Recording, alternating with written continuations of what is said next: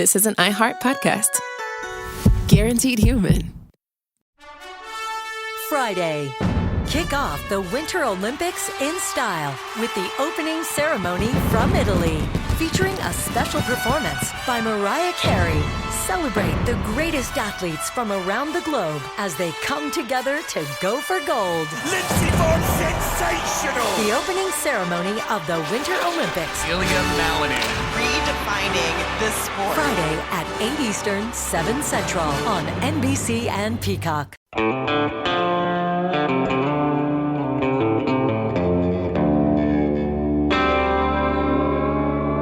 Body Bags with Joseph Scott Morgan.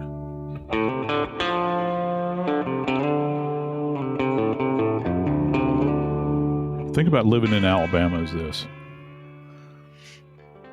When spring comes along, we do enjoy the glorious weather that we have here, but we also live day to day with a chill that goes up and down our spine about the possibility of the worst weather you can possibly ever imagine. We've had deaths for years and years related to tornadic activity.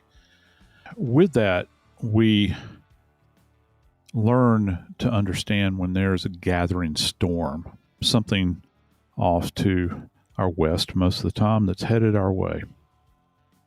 But you know, in life in general, you can see where there are gathering storms headed your way.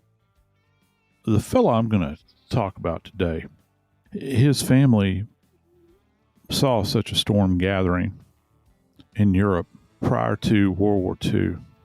And if his family had not made the decision to leave their little town in Germany, it's quite possible that the world would have been deprived of one of the single greatest scientific minds of the 20th century. Today, in memoriam, we're going to be discussing the life of Dr. Werner Spitz. I'm Joseph Scott Morgan, and this is Body Bags. We've talked a little bit, Dave, about my history as a death investigator. And for those that aren't necessarily familiar with that, I'm not going to assume that everybody knows me. My journey in this field started in Jefferson Parish, Louisiana, and I was working in the morgue. I was not working full-time as an investigator then. I was volunteering working in the morgue. That would have been in 85. And I became enamored with the field of forensics and death investigation because of a friend of mine named Bill Donovan. Bill has passed on now, but he was truly my mentor, probably one of the best forensic scientists I ever knew. And I viewed him as a brother, an older brother. But Bill said, if you're going to work in this field, you have to have the correct information. And he said, the best information I can give you, and of course this is, before the days of the internet and all that sort of thing. He says, I'm going to give you something that you're not going to find in a library, certainly a public library.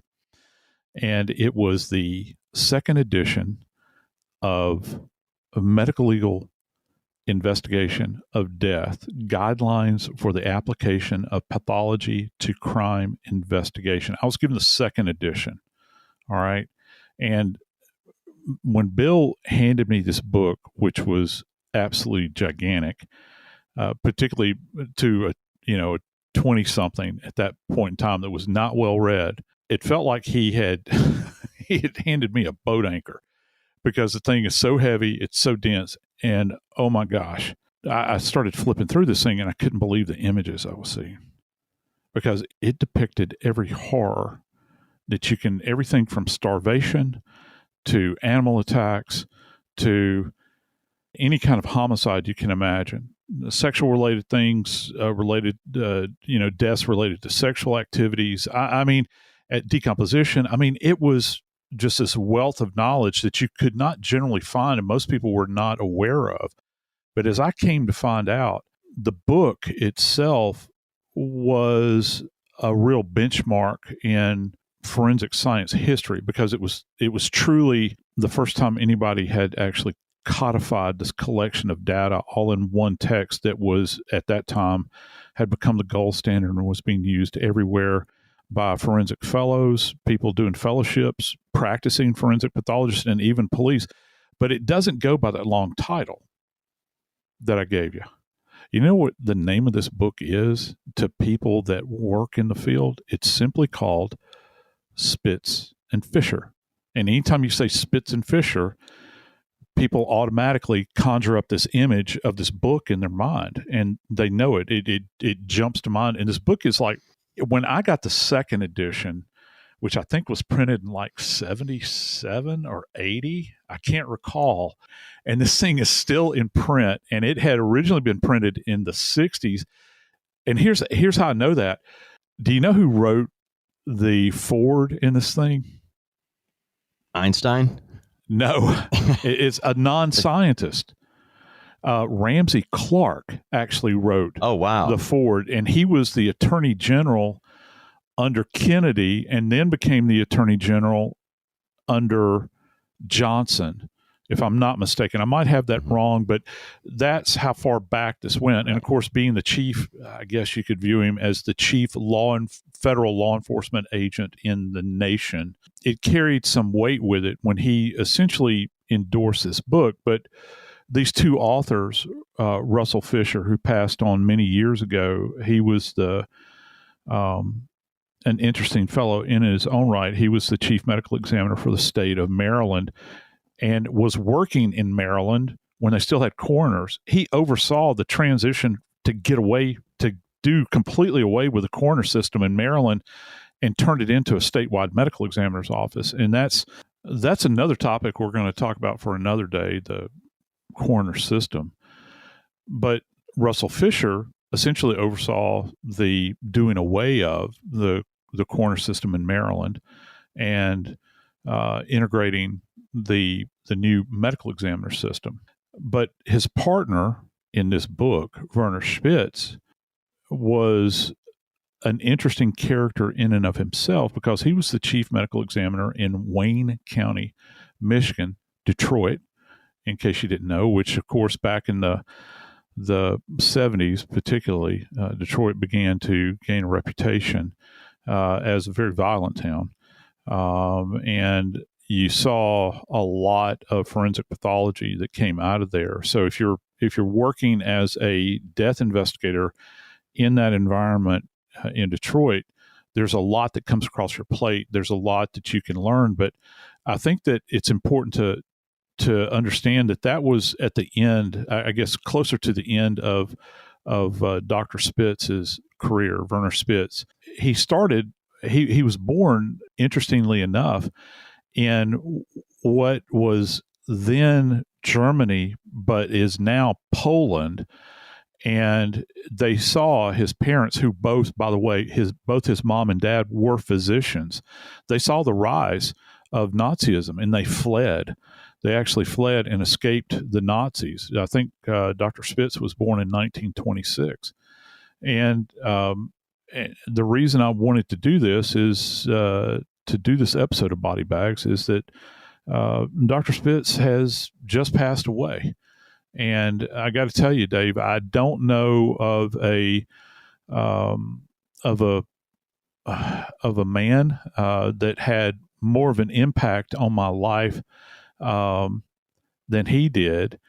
But I never met him. I was in a room with him one time, and I've met a lot of forensic pathologists, but I never got a chance to meet Dr. Spitz because anytime you were around him at a national meeting, you weren't the only one around him. And look, he was a rock star of those meetings, wasn't he? He is and was, and everybody would turn to him for advice.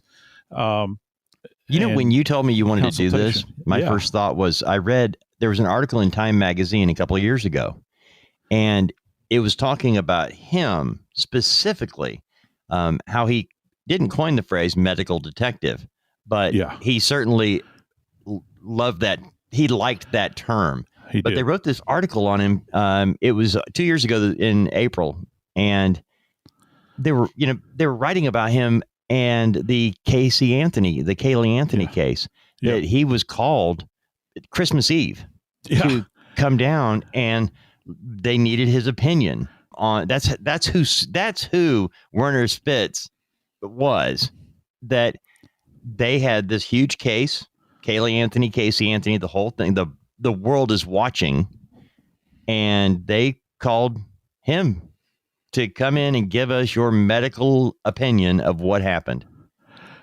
And that goes to who he was, I think. I love the fact that you brought up this term of medical detective. I find it interesting. I think there's a TV show out there or something called The Medical Detectives or something like that. And I think, you might think you're the medical detectives, but Werner Spitz was actually the medical detective. He was the person, I think, first that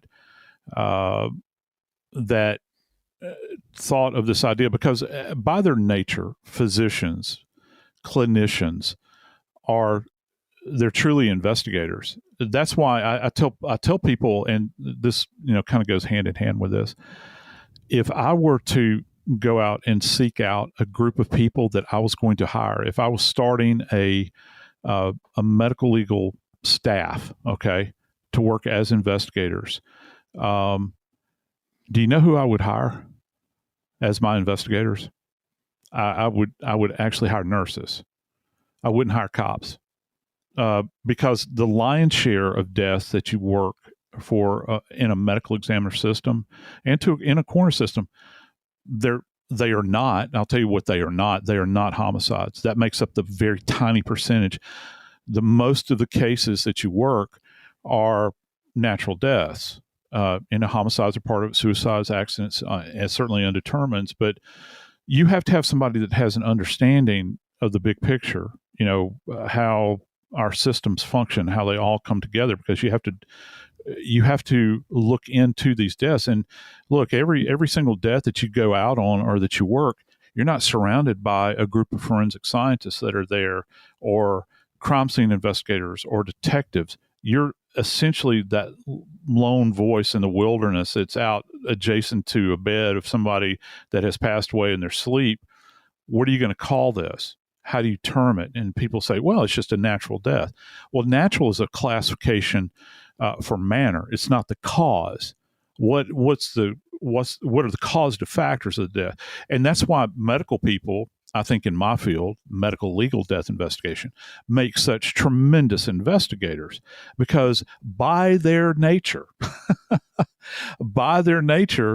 nurses and physicians are investigators. They're curious. They want to try to understand scientifically form and function.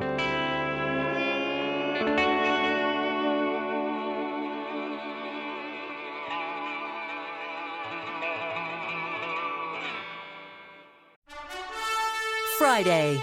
Kick off the Winter Olympics in style with the opening ceremony from Italy, featuring a special performance by Mariah Carey. Celebrate the greatest athletes from around the globe as they come together to go for gold. Lindsey Vonn, sensational! The opening ceremony of the Winter Olympics. Ilya Malinin.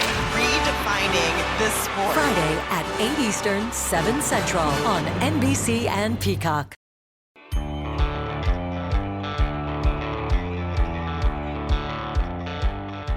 Dr. Spitz was, he was, he's a giant. We all stand kind of in his shadow. And so when he passed away, it's literally kind of the turning of a page, if you will, where you're going from that generation to the next generation. And Russell Fisher is, he was 10 years older, than Dr. Spitz. And Dr. Spitz died, I think he's 96 years old when he finally passed off this mortal coil, to steal the words of the bard. He had passed on some years before, but I think about the MEs that are out there, the coroners, that generation has gone away. I worked with Dr. William Eckert, who again was one of these giants. that was in that group of people, like that. And we think about Tom Noguchi, the chief medical examiner coroner for LA that you and I have talked about extensively, who's a hero of mine. We still, have with us Dr. Michael Bodden, and of course, a person that I greatly admire, Cyril Weck. He's still with us up at Duquesne in Pittsburgh, but that generation is slowly leaving, and Dr. Spitz is another, kind of benchmark. But I think that all of those people along the way recognized his expertise, because my gosh, Dave, can you just briefly, and it, you got to, we've got to narrow. We only have a limited amount of time. Right. Can you just mention the cases that this man consulted on over the years, just to give our audience and just the big ones, because there are hundreds, but there are some that I bet you dollars to donuts folks are going to recognize these names. Well, the floor is yours, my friend. When we mentioned to Casey Anthony in that case, and it came to my attention because I'm thinking, all right, he's 97 when he passes away, and at the age of 80. Okay. At 80 years old, he's being flown from Michigan to Orlando, Florida on Christmas to look at this, to give an opinion to the attorneys about what happened. He's not one of those people you could buy. He was a person that you hired to get his medical opinion of what took place in this person's passing. And let me interject this right here. I will take exception. I'll go toe to toe with anybody out there that ever implies that he could be bought. Yeah. He was not that kind of person. He's not a gun for hire. I hate that term. I really do. I'm sorry to interrupt you. I just wanted to interject into this. Just so for people like me on the journalist side of crime reporting and what have you, I don't understand. I don't know the medical stuff like you do. I know the medical legal people we've heard about. When you mention Werner Spitz, I know his name because he's associated with JFK, Martin Luther King Jr., Mary Jo Kopechne. Think about that for just a minute, because you had the whole Kennedy thing is going on. He was there consulting on JFK to figure out what happened. And all he could say was, why did they do this, in terms of how bad they messed up the autopsy of the president of the United States of America. He was the one that said there wasn't one person in the room that should have been doing this. Have we talked about that before, Dave? He's the one that took it. He's actually the person that took exception to the naval pathologists that were assigned to this case. And hey, he was literally. You're going to get me started here. I encourage you to listen to our episode about JFK. I really do. I do. Please do. He was literally, Werner Spitz was literally an hour and a 15-minute plane flight from the hospital where JFK's autopsy was performed. He could have been there. Matter of fact, they could have brought him there. And a lot of other people. Russell Fisher was right up the road, but you had these people that could have, interjected themselves. The world would be a kind of a different place at this point. A lot different if the truth were known. He understood that, I think. Yep. And I think that's what actually brought him to the point where, I want to go back to the Casey Anthony, because in Time Magazine, when they wrote the piece, it says the skeletal, he was talking about how he was brought in to look at this toddler. Yeah. And at this point, we had all, because by this point, she was still missing, and they had found the body, a body. They were trying to identify the body. They're trying to identify what happened, because there were different stories being told about what they believed theoretically happened in the life and death of this little tot. Broke all of our hearts. I don't know anybody that was not impacted by that case. And it's interesting because, Casey and Anthony, at the point that he was called in, she had already been indicted for her daughter's murder. Her defense lawyer was seeking a medical opinion. And it's important to note that when you got Werner Spitz to come and give you an opinion, it was his opinion of what he witnesses and the facts that he sees. It's not what you might be wanting. And you might burn the papers when he's done, but he's going to give you his opinion. So they were going after it. And he spent his Christmas Eve examining the skull of this toddler. After he finished up his work, he packed up and went home. And in the article in Time magazine, I encourage you to read it, points out that the next morning he's up with his family opening Christmas presents.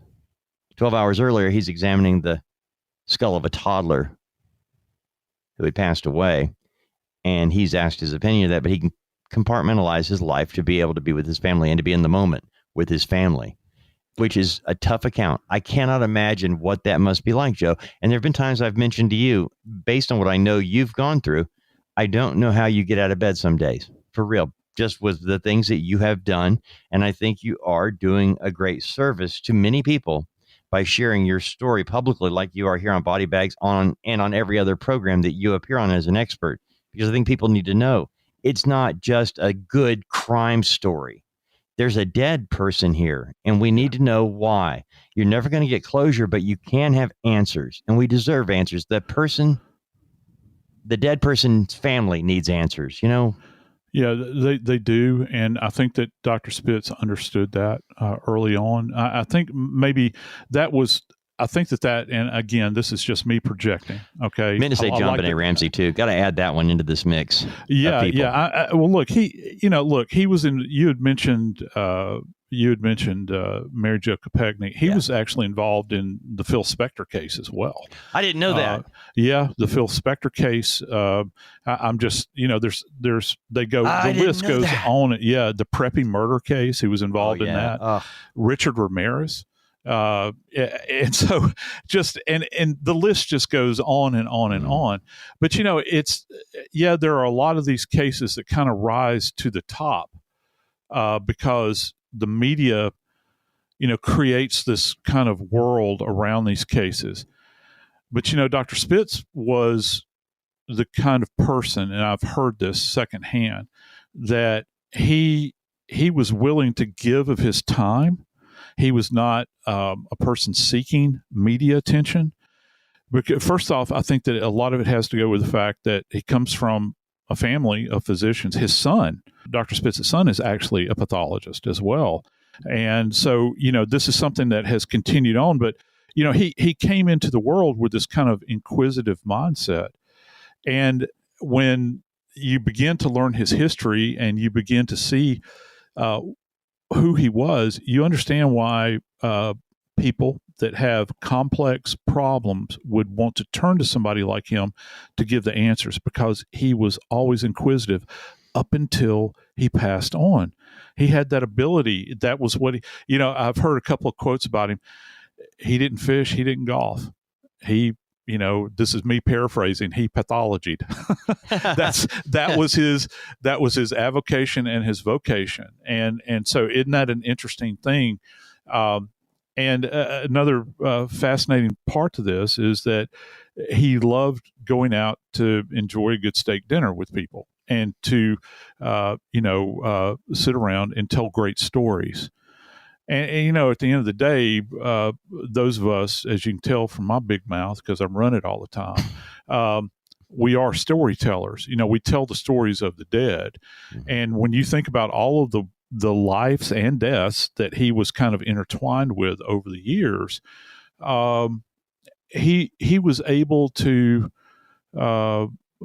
paint a story, and this is the key to being a really good forensic practitioner, where you can understand these such complex scientific constructs, and to sit in a room with total strangers that are deciding matters of life and death and being able to break them down to their base components and explain it to people that don't have any education whatsoever, and that they can come to a conclusion based upon the evidence that you're presenting that could determine if somebody is going to go home or if they're going to go to prison.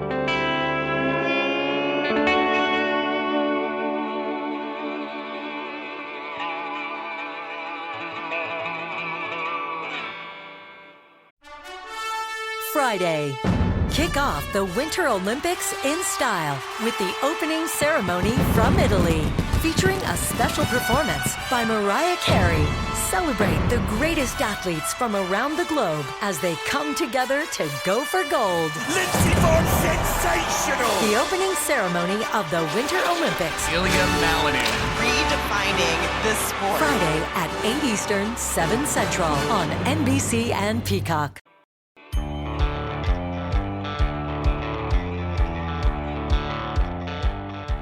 When I found out that Dr. Spitz had passed on, I didn't immediately think about our JFK episode, Dave. But, reflectively, we talked about that episode. We talked about JFK's assassination at great length, and we talked about all of the players that kind of entered into that room on that day.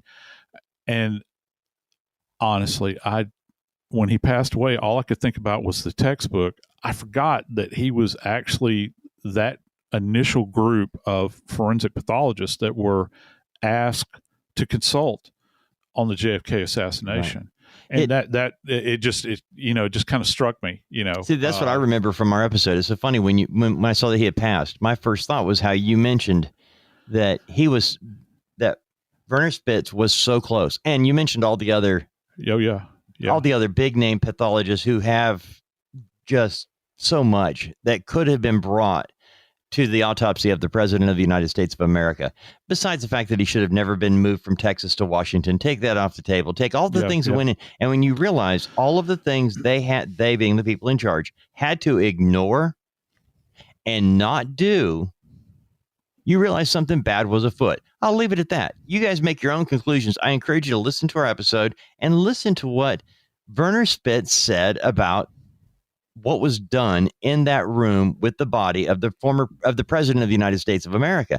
He was given color photos to look at, to study. Yeah, right. And here was my question, Joe, because he came up with some very firm ideas on what he believed took place based on the photos.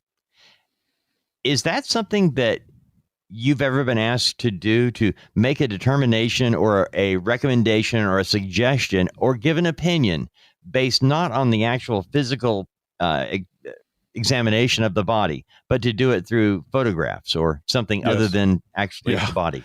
Yeah, I have. And generally, I stay away from consulting on any kind of cases. I refer a lot of cases. I have people that reach out to me constantly because they see me on air and that sort of thing. And don't most people want you to tell them what they believe has happened? Yeah, instead of just kind of the unvarnished truth. Right. And listen, I can see why, because, not only was Dr. Spitz an author, and not only was he a practicing forensic pathologist and an administrator of a very busy office, at his core, he was a teacher. And so... And I can look at it through my teacher eyes when I'm thinking about the JFK assassination retrospectively and what he saw, because he's probably thinking about this, as a practicing forensic pathologist, but he's also thinking, where in the hell did you guys get your training? And why aren't you applying basic principles here? Because it's very, very frustrating. When you're doing a forensic autopsy, we always go on about how all cases are different. Well, yeah, they are, but there are some basic rules and tenets that you have to abide by, or there's what you have is not going to be worth the gunpowder bullet to hell in the end. Garbage in, garbage out. And that's the way it works. If you were going to bake a cake that comes out of a box, if you don't follow each one of those steps along the way, you might have something that's kind of a cake, but it's not really a cake, and it's certainly not something you want to consume. And that's very basic, but that's the understanding here. And, when he looks at these steps along the way with JFK and everything that he saw, everything that he read, he was really the first person that or one of the first people that came up with, there were things that were really done wrong here. Because when he got this data, and this is before the House Committee, Select Committee on Assassination. This is prior to that. Yeah. So you've got this group. By the way, he was added to that group because of who he was. Yeah, precisely. And all the other individuals that were involved, that were esteemed like this at that particular time. And look, I don't necessarily agree with with his findings. I've stated firmly, I think that it's more than one shooter. He essentially validated what the Warren Commission had put forward. However, what he did, and I don't throw around the term brave, but when you've got people that are, how can I delicately put this? When you've got people that are in that sphere that seem to have trouble in their life as a result of going against the flow, and he would have been maybe aware of that, it's kind of a brave, and you're looking in the eyes of the feds at that point in time and their conclusions that they reached. He was one of the first people to dip his toe in the water and say, look, you guys kind of screwed up here. Mm-hmm. And so that is a mark of bravery in that sense, I think, yes. in that time.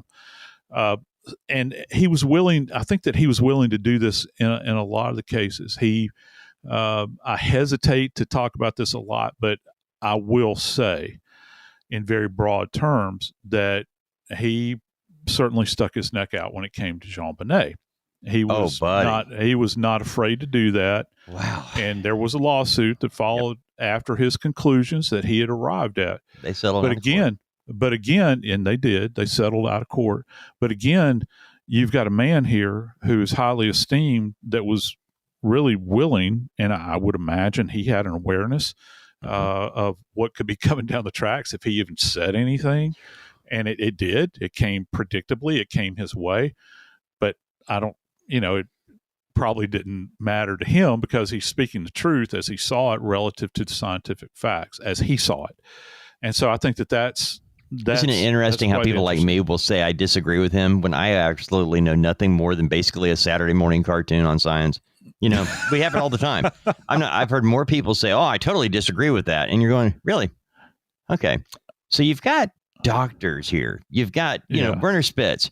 Look, man, I might disagree with him, but it's not on science because I can't discuss science on that level. When I listen to you talk about things, Joe, I might not want it to seem that way, but I have no way to validate what I'm just throwing a curveball. I don't know. I really don't. But we are amazing people that can come up with such a firm opinion and throw it out there for all the world without any science backing it up. Where Werner Spitz says something backed up by science and what he believes. And I'll tell you what, it made sense to me when I heard what he was saying. And that's his perception of the reality of that moment in time. And it's a slippery slope. It is. Mm-hmm. And look, and he understood this, I think, because you're not going to sit here and tell me the universal you, not you, Dave, but I know. But he had to know. I cannot imagine that Dr. Spitz agreed with every single thing that the police came to him with, or every single thing the prosecutor came to him with, because he was so incredibly such a bright light in the world of forensics. And look, let's face it, many times the people in the legal world, they don't want to hear the truth. And it's really hard because it doesn't necessarily go wrong with the narrative that they're kind of working up, to explain things. And that can be either prosecution or defense. Okay. We're not picking on anybody here.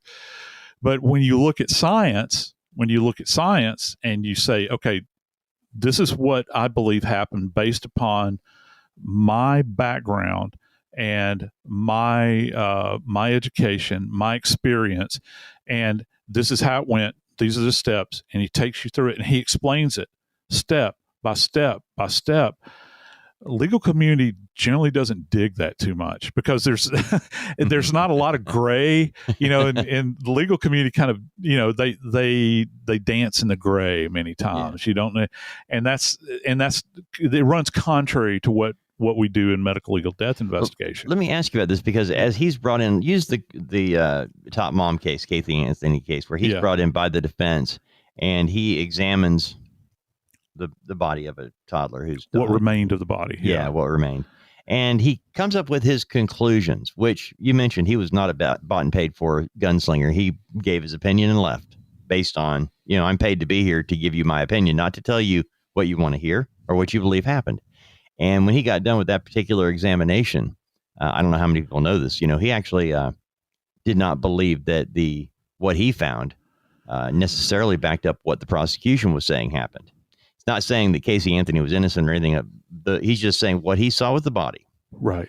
was not consistent with the story, with the theory the prosecution had. And I've always thought about that because they did lose that case. And I thought, I wonder how many times I've seen cases that because we're only hearing one side, the TV side or what have you. But he was able to come in and look at just the physical evidence. Yeah. And have an opinion based on that. My opinion is based on the garbage I know about Casey Anthony. Not the baby. I mean, not the toddler. I don't know anything about the toddler other than duct tape over the mouth. So when you come into that situation, Joe, and you're called in as a consultant or as an expert, whatever, and you give them your opinion, are they duty-bound to use it, or can they throw that away and keep on going with what they want? Either side. Yeah, well, they can, and of course, if you're brought in as, let's don't be naive here for one moment. If you're brought in as a consultant, you're being paid, all right, to do that. But you know what? The state pays for the forensic pathologists that work for the state medical examiner's office. They pay for the people that work at the crime lab. Mm-hmm. People. Everybody's paid for. Everybody is paid, and of course, attorneys. One of the things they'll do when they get experts on the stand, one of the first things they do. And look, if you don't believe me, look it up, because it's always. Can you please tell us how much you're being paid right now? As and that's been said over and over again, as if it's bad to receive compensation for what you're doing, and it implies something else. But with a person of the intellectual ability of Dr. Spitz, and I have his textbook right beside me at all times. Okay, I have evidence of his abilities. Joe. That really is. And I've seen them played out, from text to whatever. If for someone of his abilities, this is what many scientists would like. I don't want to hear about your conclusions, whether it's the defense or the prosecution. I don't want to hear about what you think may have happened. Let me see the evidence before you ever influence me at all, because you are influenced, I think, by these outside forces that are trying to sway you one way or another. And it is a push-pull. The idea of forensics, we've talked about this before, the forum, this is where debate and argument take place. And so you've got this head-to-head clash. So you've got this, I think they call it a conflict model is what the courts call it, where you're always in conflict with one another, and that winds up hopefully leading to whatever they term as justice. And so there is a push-pull, and it's hard to be a neutral entity within that environment, because it's very dynamic and things are flying back and forth. And so with Dr. Spitz, he brings this huge brain of his into this environment, this inquisitive person that he was, and to be able to sit there and look at data where he is not going to be influenced by anything else, and he is going to come to a scientific conclusion independent of maybe what the state medical examiner came up with or what the defense is telling him, that he simply, because, it's like an old friend told me many years ago, the only thing you ever die with is your good name. And I think that when Werner Spitz passed on away from this earth, he died with that good name intact. On April 14th, 2024, my field lost a giant. So to this giant, I would like to say, humbly and gratefully, I would like to extend a thanks to a teacher who never knew his student, and from a student who never met his teacher. A sincere thank you for all that you did for me and for everybody else in the world of forensics. Here's to you, Dr. Werner Spitz. May you rest in peace. I'm Joseph Scott Morgan, and this is Body Bags.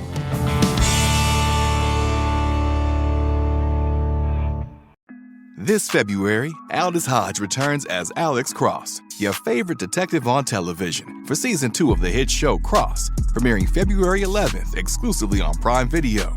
Fresh off his capture of the infamous serial killer The Fanboy, Cross teams up with the FBI to hunt down a vigilante serial killer targeting corrupt billionaires. As the case unfolds, Cross navigates a moral crossroads where the lines between justice and vengeance are blurred. Catch Season 2 of Cross, with new episodes dropping weekly starting February 11th, only on Prime Video. This is an iHeart podcast. Guaranteed Human.